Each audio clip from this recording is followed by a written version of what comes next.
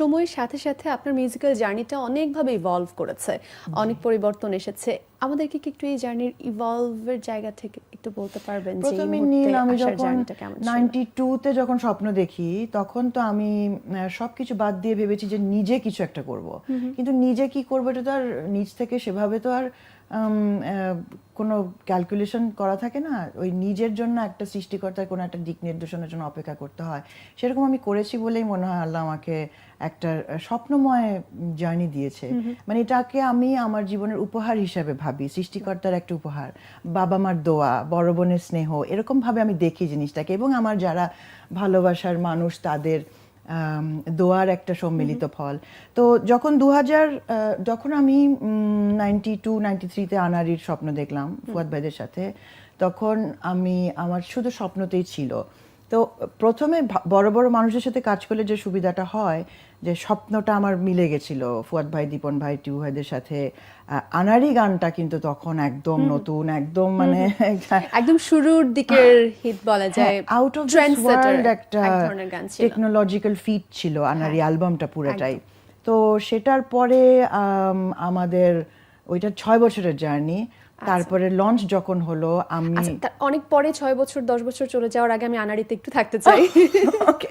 আনাড়ি শুরুর বা ওই সময়ে এরকম একটি অ্যালবাম করা, এরকম গানগুলো করার গল্পটাও ছোট করে শুনবো। তার আগে একটু গানটি শুনেই মনে করিয়ে দেই।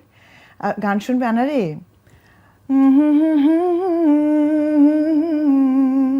মন নেয়া মন দেয়া আজও তুমি বোঝো না, হাই বুকে ঝড় তোলো তবু তুমি বারে বার জানো না প্রেম, ও আনারে বোঝো না প্রেম, ও আনারে।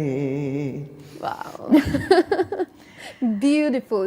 আনাড়ি অ্যালবাম বা আপনার মিউজিক্যাল জার্নি শুরু করার যে সময়টা, যাত্রা শুরুর সময়টা একটু যদি বলেন। যাত্রা শুরুর সময় সব সময় যেরকম একটা আনসার্টেনটি থাকে যে কি করব, কি করতে যাচ্ছি, কি ভাবছি, কিছু কি হবে। মানে মিউজিকে যে একটা ক্যারিয়ার পারসু করবেন, এই ইন্সপিরেশনটা আসলে কি? আমরা খালি জানতাম যে কিছু একটা করব, নতুন কিছু একটা করব। কারণ একটা মেয়ে, তখন আমি ছোট মানুষ, মানে তখন মেয়ে কোথায়। তো আমি যখন স্টুডিওতে প্রথম ডেমো করতে যাই তখনই কিন্তু তখন আমি ইউনিভার্সিটি সেকেন্ড ইয়ারে পড়তাম। হ্যাঁ, যথেষ্ট ইয়াং আর কি। তো তখন আমি যখন ডেমো করতে যাই তখন আমাকে অনেকেই পারসু করে যে আরে একটা নতুন ভয়েস এসছে, তুমি কি আমার সাথে গান করবে, তুমি কি এই মিক্স অ্যালবামে করবে, বা তুমি কি, মানে এরকম অনেক অফার।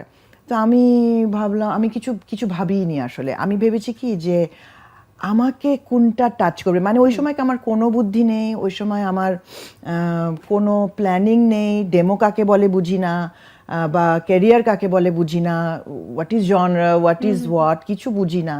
সেই সময় আমার মনে হলো যে না, আই উইল ওয়েট। অথচ কোনো কি বলবো, কোনো ফর্মুলা নেই, স্ট্রাকচার নেই, লাইফে প্ল্যানিং নেই। তখন খালি পড়ি আর মায়ের বকাটা ভাবি যে আমি কিছু করলে আম্মা আমাকে কিন্তু দিবে না করতে কাজটা। কারণ পড়াশোনাটাও তো আবার ঠিক রাখতে ভীষণ ইম্পর্টেন্ট।